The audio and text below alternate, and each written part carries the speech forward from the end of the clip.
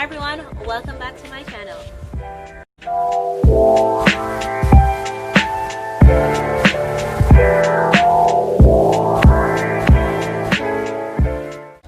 Hi everyone, it's your girl Diana and I'm so happy that you decided to click on this video. And as you can read from the title, we'll be doing a get to know me.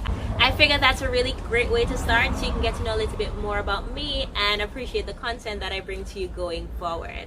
So a week or so ago, I posted on my Instagram, Facebook, and on WhatsApp, what would you like to know about me? And I did get a few questions as well as I added some additional ones that I thought might be interesting as well. So we're gonna get right into it. Alright, so the first question, what is my name? So my full name is Diana Edmonds, and to follow that, where am I from? I live in the Caribbean, Antigua to be specific. We're known for the sun, sea, and sand, and of course for having 365 beaches. Now, while I have not personally proven this fact, I'm pretty sure it's possible. So if you ever want to find out, you should come on down after Corona. You know, to keep you and me safe after Corona. Yeah, so I live in Antigua and Barbuda. You know, I consider myself an Antiguan. I was born in Guyana, so I'm a Guyanese as well. And why I love going back to Guyana is that I get to visit my family, especially my grandma, who I love so much, and then my cousins, so I get to visit them. And that is always awesome, that you can walk somewhere in a village and they're like, who you? Who do you belong to? Your face look like so-and-so. And then when you tell them, they're like, yes, yes, you that. So that is something I always appreciate. And someone asked me, what are my hobbies? My hobbies include reading, and the last book I read, which was also one of the questions I got, was Acres of Diamond by Russell H. Cornwell. So that was the last book I read, and I had to read it for my entrepreneurship class. I also like editing. I've really gotten into editing, so I have a podcast which I'll talk about a little later. So I've gotten into editing, audio and video. I enjoy hanging with my friends like anyone else. I love movies. TV shows a bit. I find not a lot of them are that great these days, but that's just my personal opinion. So yeah, so I really, those are most of the things that I've gotten up to over the last few months. The next question is if I went to college. Yes, I went to college. I went to college here in Antigua. It's called the Antigua State College. I spent my 2 years and I left with my associate's degree in management. Alright, so can you drive? Yes, I can drive. I'm so happy I got my license when I was still in my teens. I was 19, I think, when I got my license, because you have to wait until you're 18 to actually be able to drive on the road. And then I got it the year after. So 19 is when I got my license and I was ecstatic. I was ready for the road, guys. Ready for the road. And I think a good question to follow up that is, what is my favorite color? So my favorite color is red. And if you peep the car in the back, that is actually my car. It's a Mazda. And as you can see, it's red. So I was definitely ready for the road. And so I have a Mazda Demio and it's red. Alright, so am I a tea or coffee girl? I'm definitely a tea girl. With coffee, I just like the taste. So it's normally very watered down. So it has milk, it will have sugar, because I just like the flavor. But when it comes to tea, I really do like tea. I specifically like bush tea. So that's a bit of a Caribbean term. I guess others will refer to it as herbal tea, but bush tea. And my favorite bush is definitely fever grass. I love soursop leaf as well, but fever grass is where it's at. So I love tea, and of course you have your peppermint. So yeah, I love tea. Have I ever played any sports? Yes, I played a bit of basketball in my primary school years. So that's it when it comes to sports for me. Am I single or taken? I'm currently single, but 2020 still has 2 more months. Anything is possible. But yeah, I'm currently single. How would I describe my fashion sense? Now, it's very interesting. A good friend of mine, very good friend of mine, she says that my fashion sense is very chic bohemian. I kind of agree with that on some sense, but I add to it, but I like that. So I would say that my fashion sense is chic bohemian. Favorite fast food? That is easy, without a thought. pizza. I love pizza. I think pizza is a whole balanced meal, okay? Getting your carbs, you're getting your protein, you're getting your veggies. I love pizza. Pizza is definitely my go-to fast food. My go-to hairstyle. Now it depends. If I have my hair in twists like now, then my go-to hairstyle would probably be pulling it back or just leaving it down. If my hair is out, then it's a puff, and chances are the puff is at the top, so a pineapple will definitely be my go-to hairstyle. And then outside of those, I would say braids. I like braids. Am I a Mac or PC? So I've always been a PC girl, not gonna lie, but as of late, especially with my podcast, I've had to use a lot of Mac, so a lot of Apple software, and therefore an Apple computer. I've definitely gotten into how Mac works and the features, and it's not as bad as I thought it would be. So at the moment, I'm still very much Windows, but it's possible that I may go over to Mac. Don't hate me, don't hate me.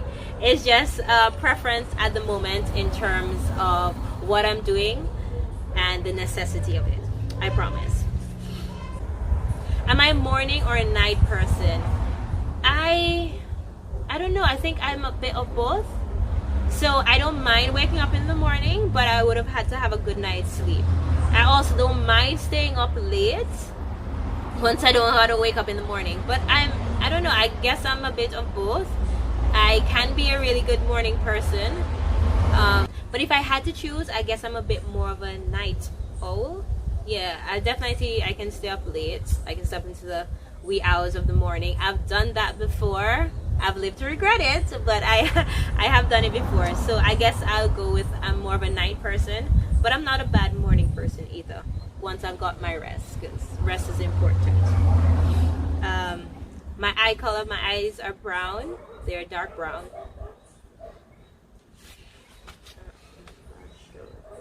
The last show I watched on Netflix. Was Emily in Paris. I really did like that. I like the premise of the fact that she was a marketer, because I was studying marketing for a bit, so I really like that. And who doesn't want to go to Paris? So yeah, that was the last show I watched on Netflix. My favorite show thus far that I remember very vividly that I've watched on Netflix over the last few months is Never Have I Ever. I cannot be the only one that wants to strangle DV. I can't. Like, everybody wants to strangle this girl. But also, I'm looking forward for season 2 because it was really good. I really enjoyed Never Have I Ever. Oh, this is nice. So it says, who would you be if you were in the Hunger Games? I mean, is that really a question? I would be Katniss. But let's get this straight. If I'm Katniss, there would be no Peter. I think Peter is one of the worst characters. No. Oh, those are the Hunger Games. I'm so sorry. The actor, he did it because he was so convincing as a terrible character that I'm telling you, he brought it. But I'm still hung up. I'm not in your video. I'm still hung up over the fact she chose Peter over the other dude. I am still hung up. She love weak man. Wow. That bother me, you know. What you do? Can I get back to my video? Sorry. And then she go breathe for Peter. Because that's how the book is set up. But for me, obviously it would be Katniss. Katniss survived. Katniss was kick-ass. Katniss. And actually one of my former co-workers, he calls me Katniss. Literally, he has me saved in his phone as Katniss. But yeah, so I would be Katniss, but I would be Katniss without Peter. Like, I don't get why Peter was there. Was he there for emotional support? Like, I don't get it because I find that his character didn't do a lot, you know? So he wasn't my favorite character of them all. And let's be honest, we were all rooting for her and Liam Hemsworth's character that didn't go that far, which is sad, obviously. But yeah, I would be Katniss. No questions asked. I would have my bow and arrow and be totally awesome. Alright, favorite ice cream. So my favorite ice cream is... My favorite ice cream is blueberry, but it's more of a sorbet than it is an ice cream. But then just the other day, I tried birthday cake, And let me tell you, birthday cake hit the spot. Birthday cake was everything, like no lie. So I will go back to have birthday cake again, but I think blueberry is going to be my all-time favorite sorbet to go to. So I really like that, especially when I'm trying to cut out a lot of dairy. So I've really been liking the blueberry sorbet. It's really great. Pet peeve. Okay, this is where it gets real. Okay, my ultimate pet peeve, something I completely disdain, hate to the very core, is people who spit. Like, I don't get it. And I'm not speaking about those who discreetly go to the corner and have to spit. I'm talking about people that spit right where they are. You could be standing there, you could be walking by, maybe they're walking by and it just pew. And I'm like, how can you just spit? And it's not just like the little spit, like, you know, no, it's a parking up, goggling, just, and then you spit. And I'm like, that is not okay. Do you understand that when you spit there is wind, there are things blowing? And I vividly remember watching a movie of a man spitting out the window and it just swing wrong and just hit this other person, and it's in my mind now and I can't get it out. So the thought and just visually seeing people spit, it makes me upset. It makes me feel like I want to vomit. It's nasty. It's nasty. Stop it. Please go to the side, go to the corner. Everyone has to spit, fine. We don't have to just do it out in the open where everybody is. Who knows what you have? You could have corona. You walk on spitting? I can't. Would I prefer the city or the country? I would obviously prefer the country. I've always lived in the country. We're currently outdoors in the country. That dog you hear barking in the background is country. So I would prefer the country any day over the city. The city is quite busy, quite hectic, vehicles all over the place. So there's something very relaxing, chilled, and laid back about the country. So I will always choose country. Yeah. Alright, so the last place I visited was Ohio. Okay? Ohio in the States. And that was a whole trip. And I can do a story time on that if you're interested. I actually went there last December. So I spent the end of the year into the beginning of the year in the States. And majority of it was in Ohio. And let me tell you, Ohio was a trip. Ohio was a trip. That last travel I had was so interesting that I should have known 2020 wasn't going to be normal the way I came into this year. Alright, so do I have any pets? I don't have any pets, but if I did have a pet, it would be a dog. I'm more of a dog person than a cat person. But follow my logic, okay? I've never had any pets, and I don't plan to get one until like I have a husband and children. You know, because in my mind, teach your children responsibility. Yes? So I don't mind buying the food. I don't mind helping you name this animal. I don't even mind bathing this animal. But you see, when it comes time to picking up the poop, when it comes time to potty, nope, I'm not here for it. So I'll wait until I have children or a husband that wants a pet. Like, sure. Let's teach them responsibility. But at the moment, I'm good. I don't even need a pet goldfish. I'm good. Alright, so one thing people don't know about me is that I'm really a tech geek. I love watching tech reviews about cameras, phones, and laptops. Especially whenever I'm deciding to get a new phone, a new laptop, or a camera.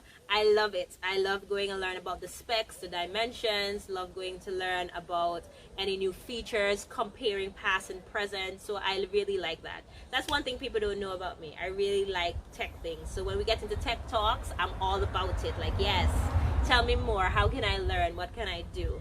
So yeah, I really like tech. And my final question was, how has 2020 affected you? And where do I begin? 2020 affected me the same way it affected most persons. It was totally unexpected. It threw us all for a loop. It was a pandemic, and in all of my 28 years on earth, I've never experienced it. There's no way you can truly prepare for 2020 and what happened. Your country being on lockdown, the loss of jobs, because I worked at a resort and they closed down because obviously there were no guests coming on island. So there was loss of jobs, Yes, you might have had reserves in your bank account from saving, but that had to be used up. You didn't know how long it would last, and all these different things were just, mind-boggling. They were unsettling. Everything was so unpredictable. So I went through a lot of the phases that everyone went through of the uncertainty. But I think the worst part of 2020 for anyone is obviously the death. So whether it's death that happened here in Antigua or anywhere else in the world, that was definitely horrible. While no one from me personally passed away, there are still people who are dying, and for that, you felt the remorse for them. There are people who are grieving, lost their loved ones, and that is always sad. So I think that is the worst part of 2020. But to be honest with you, 2020 for me was more of an awakening. And I say awakening because I've always had desires, I've always had thoughts and dreams and aspirations, but a lot of times I just sat on them and I did nothing. It's like having potential but not doing anything. And I just want to make reference to the book that I read, the last book being Acres of Diamond. And basically the premise of that book was all about the fact that you don't have to go foreign, you don't have to go away to a big country, you don't have to go somewhere else. What you're looking for is right here. It's either inside of you, right around you. You don't have to go that far. Diamonds are right here. And that book was not just inspiring, but it really makes you realize that all you have is all you need. And that doesn't mean that you don't go after the education, or if an opportunity presents itself, once everything checks off, you don't go after it. But it just means that sometimes we're striving for things that are beyond us, or things that other people have, instead of realizing what we have and appreciating it. So 2020 really shook me up, because between losing my job and almost not having anything to do and having a lot of free time, it really allowed me to check myself, like, where are you, Diana? What have you accomplished? What are you doing with your life? Where are you going forward now? And so therefore, I had to pull up my bootstraps. So this year I started a podcast. It's called Resist the Urge. It's on all major platforms. So you can find it on Apple Podcasts, Google Podcasts, on Spotify. So definitely go check it out, which was crazy because I never thought I would start a podcast. Before that, I didn't even know what a podcast was. And then now I'm doing YouTube, which is interesting, and I have a few other ventures that I've entered into, and I've had to make it work. I've had to make what I have work for me, whether it's one, so that I can get some money, because bills are still there to be paid. Bills didn't just disappear because 2020 showed up. And then also furthering my dreams and going after my passions, and ultimately, making sure that God gets glory in everything.